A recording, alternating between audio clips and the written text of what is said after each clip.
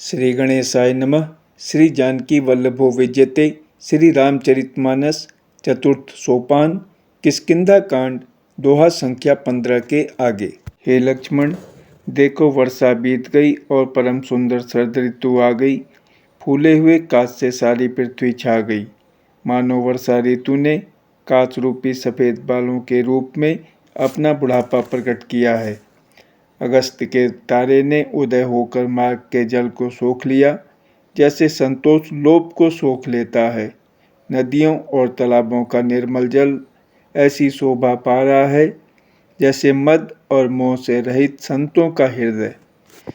नदी और तालाबों का जल धीरे धीरे सूख रहा है, जैसे ज्ञानी विवेकी पुरुष ममता का त्याग करते हैं। शरद ऋतु जानकर खंजन पक्षी आ गए, जैसे समय पाकर सुंदर सुकृत आ जाते हैं, पुण्य प्रकट हो जाते हैं। न कीचड़ है न धूल, इससे धरती निर्मल होकर ऐसी शोभा दे रही है जैसी नीति निपुण राजा की करनी। जल के कम हो जाने से मछलियां व्याकुल हो रही हैं, जैसे मूर्ख विवेक शून्य कुटुंबी ग्रस्त धन के बिना व्याकुल होता है। बिना बादलों का निर्मल आकाश ऐसा शोभित हो रहा है जैसे भगवत भक्त सब आशाओं को छोड़कर सुशोभित होते हैं। कहीं कहीं विरले ही स्थानों में शरद ऋतु की थोड़ी थोड़ी वर्षा हो रही है, जैसे कोई विरले ही मेरी भक्ति पाते हैं। शरद ऋतु पाकर राजा, तपस्वी, व्यापारी और भिखारी क्रमशः विजय, तप, व्यापार और भिक्षा के लिए हर्षित होकर नगर छोड़कर चले। जैसे श्री हरि की भक्ति पाकर चारों आश्रम वाले नाना प्रकार के साधन रूपी श्रमों को त्याग देते हैं। जो मछलियां अथाह जल में हैं वे सुखी हैं। जैसे श्री हरि के शरण में चले जाने पर एक भी बाधा नहीं रहती। कमलों के फूलने से तालाब कैसी शोभा दे रहा है, जैसे निर्गुण ब्रह्म सगुण होने पर शोभित होता है। भौरे अनुपम शब्द करते हुए गूंज रहे हैं तथा पक्षियों के नाना प्रकार के सुंदर शब्द हो रहे हैं। रात्रि देखकर चकवे के मन में वैसे ही दुख हो रहा है जैसे दूसरे की संपत्ति देखकर दुष्ट को होता है। पपीहा रट लगाए है, उसको बड़ी प्यास है। जैसे श्री शंकर जी का द्रोही सुख नहीं पाता, सुख के लिए झींकता रहता है। शरद ऋतु के ताप को रात के समय चंद्रमा हर लेता है, जैसे संतों के दर्शन से पाप दूर हो जाते हैं। चकोरों के समुदाय चंद्रमा को देखकर इस प्रकार टकटकी लगाए हैं, जैसे भगवत भक्त भगवान को पाकर उनके निर्निमेष नेत्रों से दर्शन करते हैं। मच्छर और डांस जाड़े के डर से इस प्रकार नष्ट हो गए, जैसे ब्राह्मण के साथ वैर करने से कुल का नाश हो जाता है। वर्षा ऋतु के कारण पृथ्वी पर जो जीव भर गए थे वे शरद ऋतु को पाकर वैसे ही नष्ट हो गए, जैसे सद्गुरु के मिल जाने पर संदेह और भ्रम के समूह नष्ट हो जाते हैं। वर्षा बीत गई, निर्मल शरद ऋतु आ गई, परंतु हे तात, सीता की कोई खबर नहीं मिली। एक बार कैसे भी पता पाऊं तो काल को भी जीतकर पल भर में जानकी को ले आऊं। कहीं भी रहे, यदि जीती होगी तो हे तात, यत्न करके मैं उसे अवश्य लाऊंगा। राज्य, खजाना, नगर और स्त्री पा गया, इसलिए सुग्रीव ने भी मेरी सुध भुला दी। जिस बाण से मैंने बाली को मारा था, उसी बाण से कल उस मूढ़ को मारूं। शिव जी कहते हैं, हे उमा, जिनकी कृपा से मद और मोह छूट जाते हैं, उनको कहीं स्वप्न में भी क्रोध हो सकता है। यह तो लीला मात्र है। ज्ञानी मुनि जिन्होंने श्री रघुनाथ जी के चरणों में प्रीति मान ली है, जोड़ ली है, वे ही इस चरित्र लीला रहस्य को जानते हैं। लक्ष्मण जी ने जब प्रभु को क्रोधयुक्त जाना, तब उन्होंने धनुष चढ़ाकर बाण हाथ में ले लिए। तब दया की सीमा श्री रघुनाथ जी ने छोटे भाई लक्ष्मण जी को समझाया कि हे तात, सखा सुग्रीव को केवल भय दिखलाकर ले आओ, उसे मारने की बात नहीं है। यहाँ किष्किंधा नगरी में पवन कुमार श्री हनुमान जी ने विचार किया कि सुग्रीव ने श्री राम जी के कार्य को भुला दिया। उन्होंने सुग्रीव के पास जाकर चरणों में सिर नवाया। साम, दान, दंड, भेद चारों प्रकार की नीति कहकर उन्हें समझाया। हनुमान जी के वचन सुनकर सुग्रीव ने बहुत ही भय माना और कहा, विषयों ने मेरे ज्ञान को हर लिया अब हे पवनसुत, जहाँ तहाँ वानरों के यूथ रहते हैं, वहाँ दूतों के समूहों को भेजो और कहला दो कि एक पखवाड़े में 15 दिनों में जो न आ जाएगा उसका मेरे हाथों वध होगा। तब हनुमान जी ने दूतों को बुलाया और सबका बहुत सम्मान करके सबको भय, प्रीति और नीति दिखलाई। सब बंदर चरणों में सिर नवाकर चले। इसी समय लक्ष्मण जी नगर में आए। उनका क्रोध देखकर बंदर जहाँ तहाँ भागे। तदंतर लक्ष्मण जी ने धनुष चढ़ाकर कहा कि नगर को जलाकर अभी राख कर दूंगा। तब नगर भर को व्याकुल देखकर बालीपुत्र अंगद जी उनके पास आए। अंगद ने उनके चरणों में सिर नवाकर विनती की, क्षमा याचना की। तब लक्ष्मण जी ने उनको अभय बांह दी, भुजा उठाकर कहा कि डरो मत। सुग्रीव ने अपने कानों से लक्ष्मण जी को क्रोधयुक्त सुनकर भय से अत्यंत व्याकुल होकर कहा, हे हनुमान, सुनो, तुम तारा को साथ ले जाकर विनती करके राजकुमार को समझाओ, समझा बुझाकर शांत करो। हनुमान जी ने तारा सहित जाकर लक्ष्मण जी के चरणों की वंदना की और प्रभु के सुंदर यश का बखान किया। वे विनती करके उन्हें महल में ले आए तथा चरणों को धोकर उन्हें पलंग पर बैठाया। तब वानर राज सुग्रीव ने उनके चरणों में सिर नवाया और लक्ष्मण जी ने हाथ पकड़कर उनको गले से लगा लिया। सुग्रीव ने कहा, हे नाथ, विषय के समान और कोई मत नहीं है। यह मुनियों के मन में भी क्षण मात्र में मोह उत्पन्न कर देता है। फिर मैं तो विषयी जीव ही ठहरा। सुग्रीव के विनय युक्त वचन सुनकर लक्ष्मण जी ने सुख पाया और उनको बहुत प्रकार से समझाया। तब पवनसुत हनुमान जी ने जिस प्रकार सब दिशाओं में दूतों के समूह गए थे वह सब हाल सुनाया। तब अंगद आदि वानरों को साथ लेकर और श्री राम जी के छोटे भाई लक्ष्मण जी को आगे करके अर्थात उनके पीछे पीछे सुग्रीव हर्षित होकर चले और जहाँ रघुनाथ जी थे वहाँ आए। श्री रघुनाथ जी के चरणों में सिर नवाकर हाथ जोड़कर सुग्रीव ने कहा, हे नाथ, मुझे कुछ भी दोष नहीं है। हे देव, आपकी माया अत्यंत ही प्रबल है। आप जब दया करते हैं हे राम तभी यह छूटती है। हे स्वामी, देवता, मनुष्य और मुनि सभी विषयों के वश में हैं। फिर मैं तो पामर पशु और पशुओं में भी अत्यंत कामी बंदर हूँ। स्त्री का नैन बाण जिसको नहीं लगा, जो भयंकर क्रोध रूपी अंधेरी रात में भी जागता रहता है, क्रोधांध नहीं होता, और लोभ की फांसी से जिसने अपना गला नहीं बंधाया, हे रघुनाथ जी, वह मनुष्य आप ही के समान है। ये गुण साधन से नहीं प्राप्त होते, आपकी कृपा से ही कोई कोई इन्हें पाते हैं। तब श्री रघुनाथ जी मुस्कुराकर बोले, हे भाई, तुम मुझे भरत के समान प्यारे हो। अब मन लगाकर वही उपाय करो जिस उपाय से सीता की खबर मिले। इस प्रकार बातचीत हो रही थी कि वानरों के यूथ झुंड आ गए। अनेक रंगों के वानरों के दल सब दिशाओं में दिखाई देने लगे। शिव जी कहते हैं, हे उमा, वानरों की वह सेना मैंने देखी थी, उसकी जो गिनती करना चाहे वह महान मूर्ख है। सब वानर आकर श्री राम जी के चरणों में मस्तक नवाते हैं और सौंदर्य माधुर्य निधि श्री मुख के दर्शन करके कृतार्थ होते हैं। सेना में एक भी वानर ऐसा नहीं था जिससे श्री राम जी ने कुशल न पूछी हो। प्रभु के लिए यह कोई बड़ी बात नहीं है, क्योंकि श्री रघुनाथ जी विश्वरूप तथा सर्वव्यापक हैं, सारे रूपों और सब स्थानों में हैं।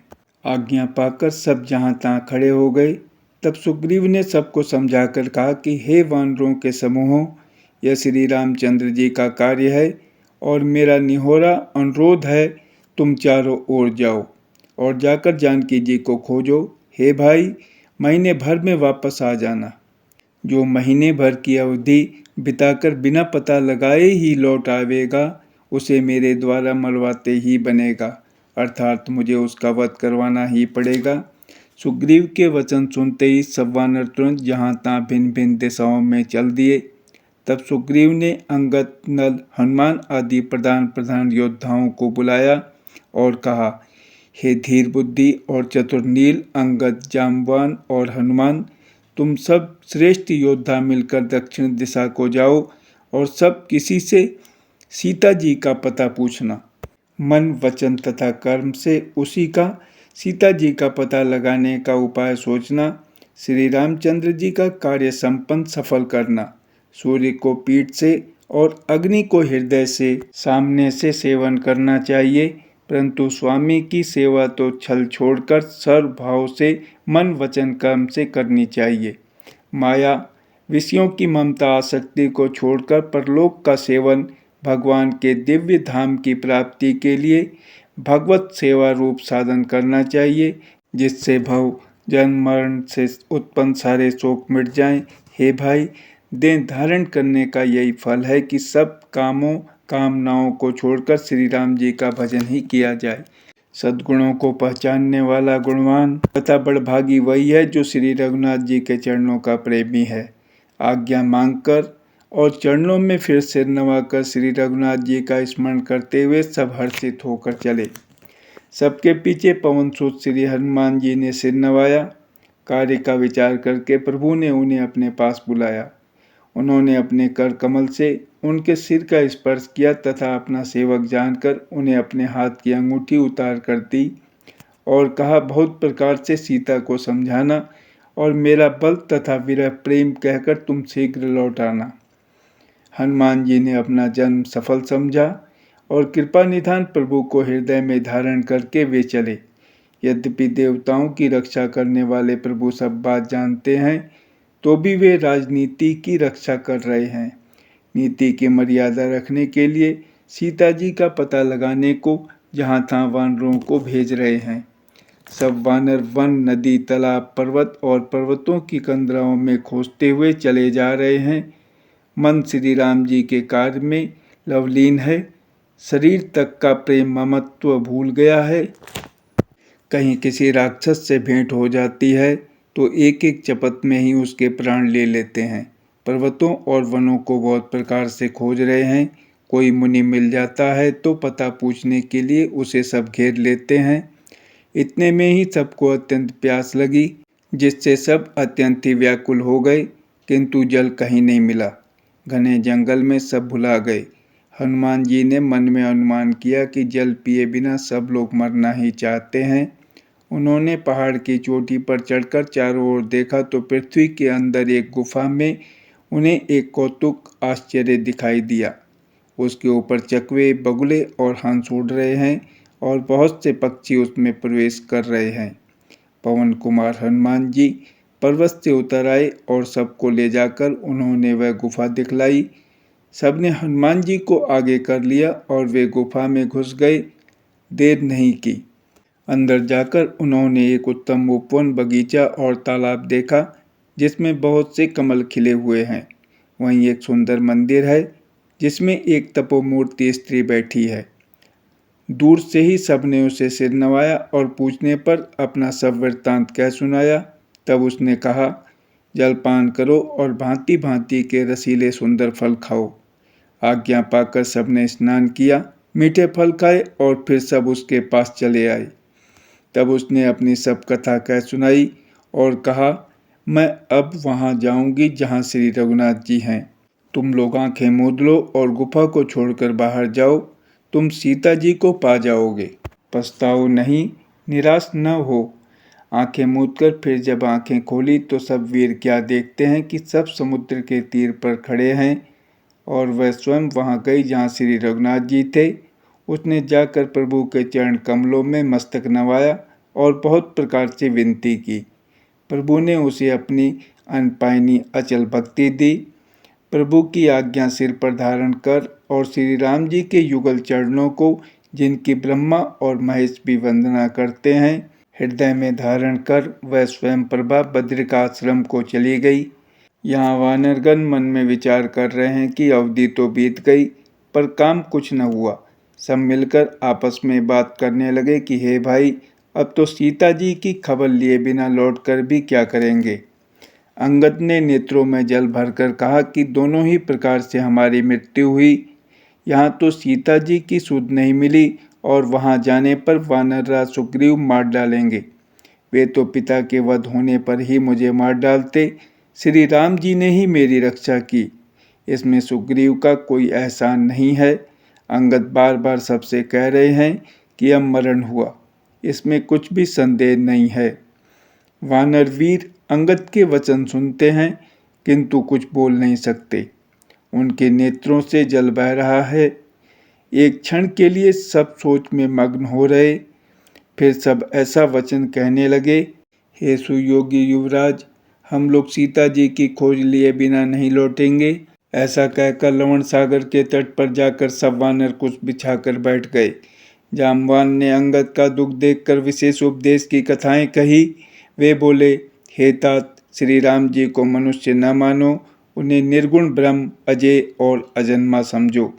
हम सब सेवक अत्यंत बड़भागी हैं जो निरंतर सगुण ब्रह्म श्री राम जी में प्रीति रखते हैं। देवता, पृथ्वी, गौ और ब्राह्मणों के लिए प्रभु अपनी इच्छा से किसी कर्म बंधन से नहीं अवतार लेते हैं। वहाँ सगुणोपासक भक्तगण सालोक्य, सामीप्य, सारूप्य, सारिष्ट और सायुज्य सब प्रकार के मोक्षों को त्याग कर उनकी सेवा में साथ रहते हैं। इस प्रकार जामवान बहुत प्रकार से कथाएं कह रहे हैं।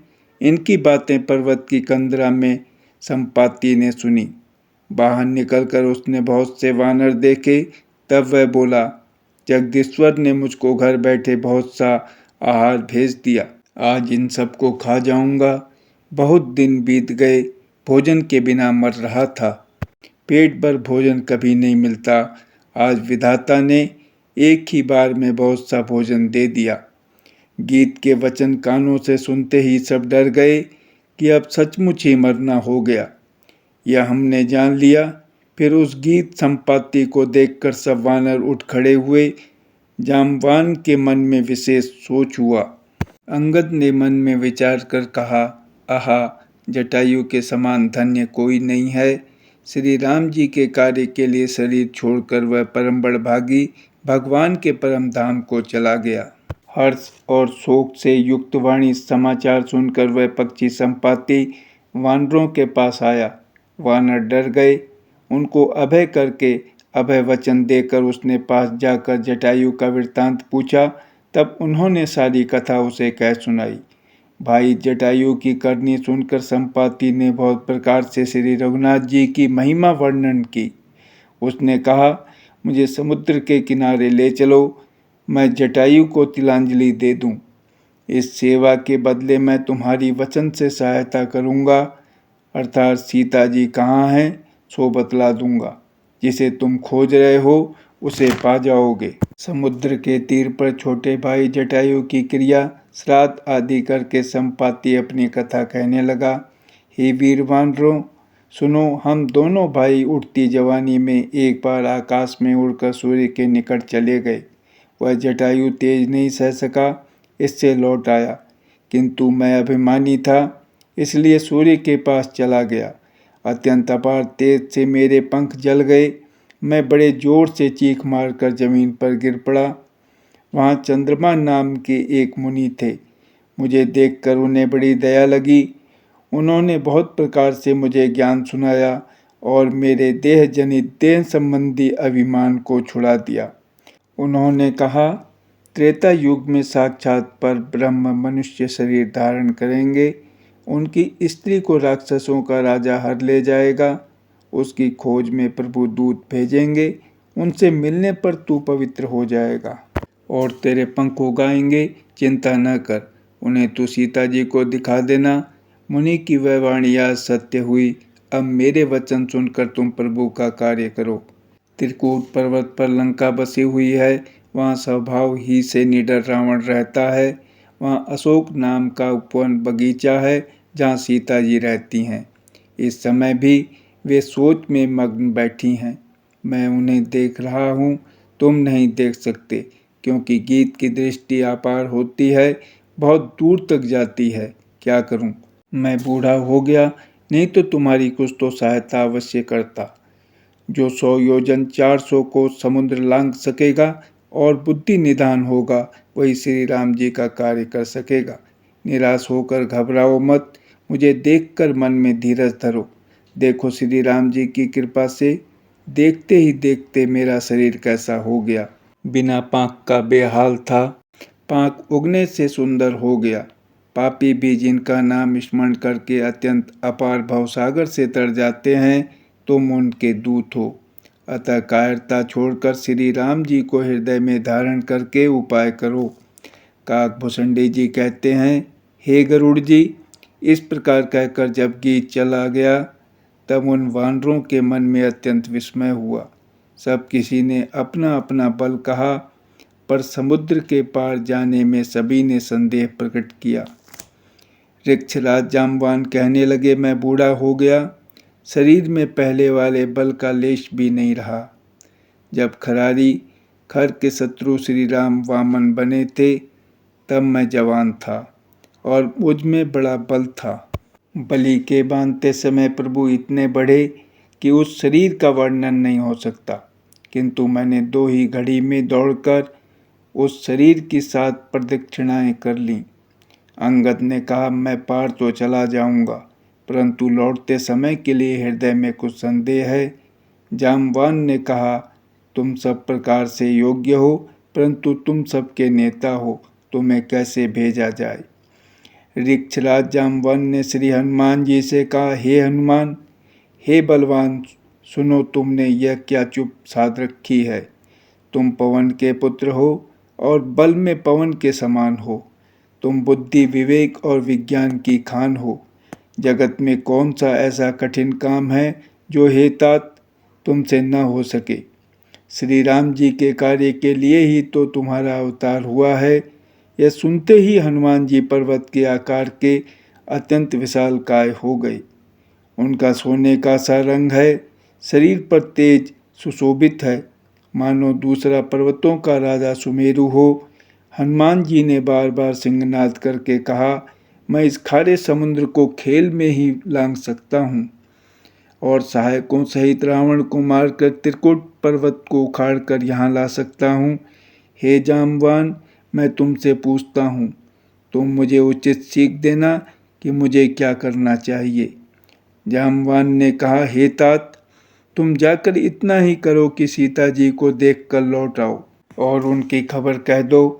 फिर कमल नयन श्री राम जी अपने बाहुबल से ही राक्षसों का संहार कर सीता जी को ले आएंगे।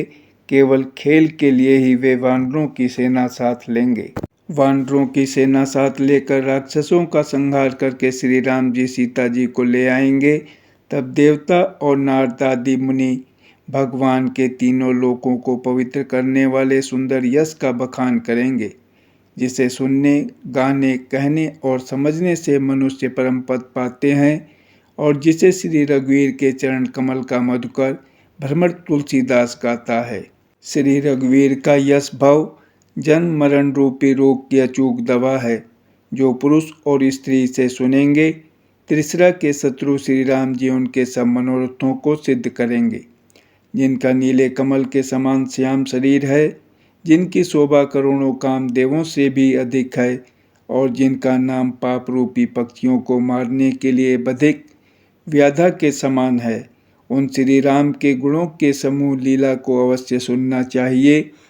मास परायण 23वां विश्राम कलयुग के समस्त पापों के नाश करने वाले श्री रामचरितमानस का यह 4था सोपान समाप्त हुआ। किष्किंधा कांड समाप्त। जय श्री राम।